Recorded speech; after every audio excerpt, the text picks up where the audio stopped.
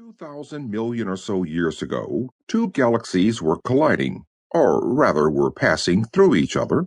A couple of hundreds of millions of years either way do not matter, since at least that much time was required for the interpassage. At about that same time, within the same plus or minus 10% margin of error, it is believed practically all of the suns of both those galaxies became possessed of planets. There is much evidence to support the belief that it was not merely a coincidence that so many planets came into being at about the same time as the galactic interpassage.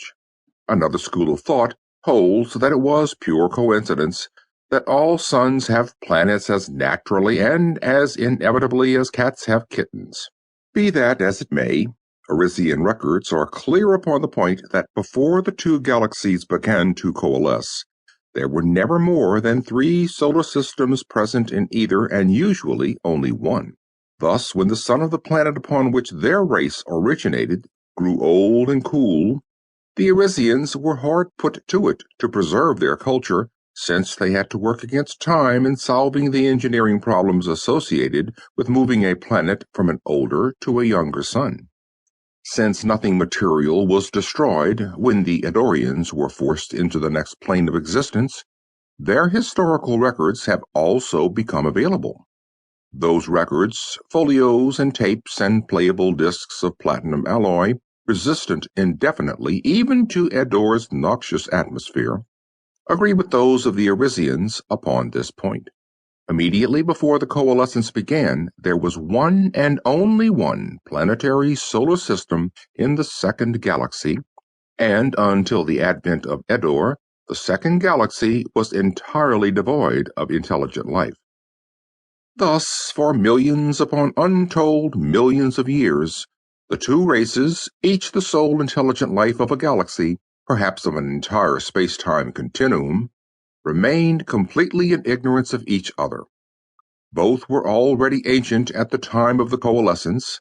The only other respect in which the two were similar, however, was in the possession of minds of power.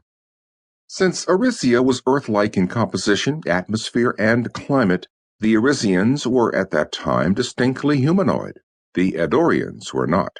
Eddor was and is large and dense, its liquid a poisonous, sludgy syrup, its atmosphere a foul and corrosive fog.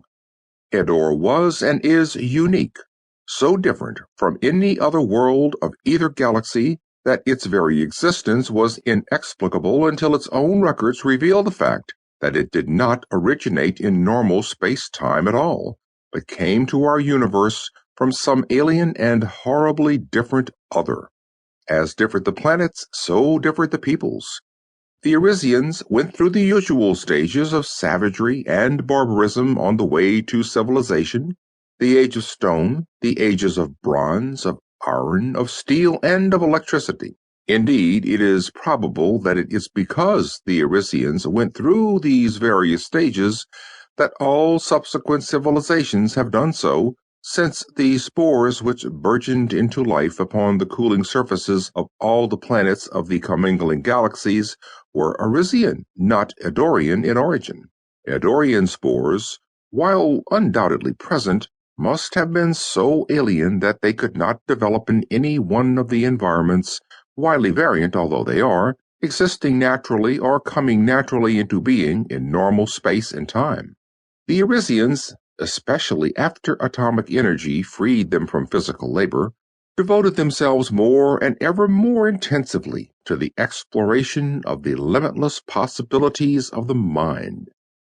Even before the coalescence, then, the Arisians had need neither of spaceships nor of telescopes. By power of mind alone, they watched the lenticular aggregation of stars, which was much later to be known to Tellurian astronomers as Lundmark's nebula approached their own galaxy. They observed attentively and minutely, and with high elation, the occurrence of mathematical impossibility, for the chance of two galaxies ever meeting in direct central equatorial plane impact and of passing completely through each other is an infinitesimal of such high order as to be, even mathematically,